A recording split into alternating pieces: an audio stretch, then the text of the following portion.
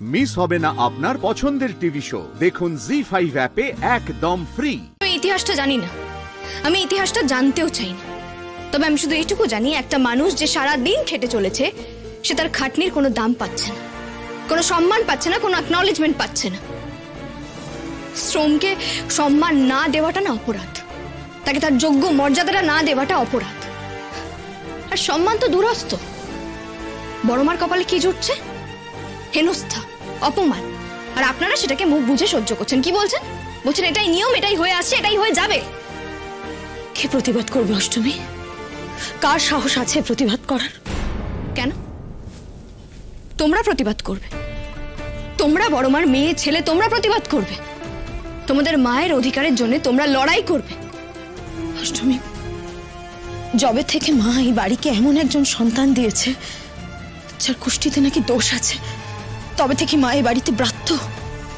এটা তো আমার ভাগ্য অষ্টমী, এই ভাগ্য আমার মেনে নেওয়া ছাড়া উপায় কি বলতো? ভাগ্য? বড়মা, কিসের ভাগ্য, কিসের কুষ্টি বলো তো? জীবনের থেকে বড় রহস্যময় না আর কিচ্ছু হয় না বড়মা। সেখানে একটা মানুষ বলে দিল কুষ্টিতে দোষ আছে আর তোমরা সেটাকে মেনে নিলে। আপনার বাবা আপনার মাকে বিয়ে করে তার সিঁথিতে সিঁদুর দিয়ে যোগ্য স্ত্রীর সম্মান দিয়ে বাড়িতে নিয়ে এসেছিল। আর বড় মার ইচ্ছেতে ছোট মা এ বাড়ির বউ হয়ে এসেছে। বড় মা অনুমতি দিয়েছিল বলেই ছোট মা কিন্তু তার যোগ্য মর্যাদাটা পেয়েছে। তাই আপনারা যদি সেটা ভুলে যান, সেটা ঘোরতর অপরাধ হবে।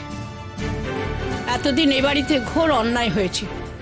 আমরা মেয়েরা আত্মীয় হয়েও তোমার পাশে দাঁড়াতে পারিনি, এমনকি তোমার নিজের ছেলে মেয়েরা তারাও পাশে দাঁড়াতে পারেনি। আসলে আমাদের কারোরই সাহস নেই যে বাড়ির মেয়েরা কথা বলতে পারে, প্রতিবাদ করতে পারে, নিজের সম্মানের জন্য লড়াই করতে পারে। এ মনের জোরটাই ছিল না আমাদের কারো। অষ্টমী এসে আমাদের চোখ খুলে দিয়েছে। ওর মধ্যে যে বৌরানিমার দেওয়া শক্তি আছে, সেই শক্তিটাই যেন সঞ্চার হয়েছে আমাদের সবার মধ্যে। ও যখন সাহসটা করতে পারছে, তখন আমরা কেন পিছিয়ে যাব? কিসের ভয়? না ঠাম্মি, পিছিয়ে পড়লে চলবে না। একদিন সবাই মিলে রুখে দাঁড়িয়েছিল বলেই মেয়েদের প্রতি অন্যায় প্রথা শেষ হয়েছিল। আজ আমাদেরও রুখে দাঁড়াতে হবে, চোখে চোখ রেখে প্রশ্ন করতে হবে।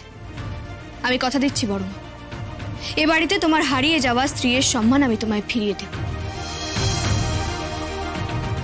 এতদিন আমি কাউকে পাশে পাইনি, কিন্তু আজ যখন তোমাকে পেয়েছি, তুমি আমার মায়ের জন্য যেভাবে লড়াই করবে আমি ঠিক সেভাবেই তোমার পাশে থাকবো।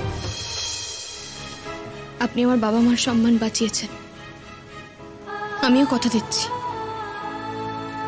আমি বড়মার হারিয়ে যাওয়া সম্মান ফিরিয়ে দেব। বড়মার হারিয়ে যাওয়া এই বাড়ির যোগ্য স্ত্রীর সম্মান আমি বড়মাকে ফিরিয়ে দেবই। আপনি যা বলছেন সেটা যদি সত্যি হয়, তাহলে বিশ্বাস করুন আমার থেকে খুশি আর কেউ হবে না।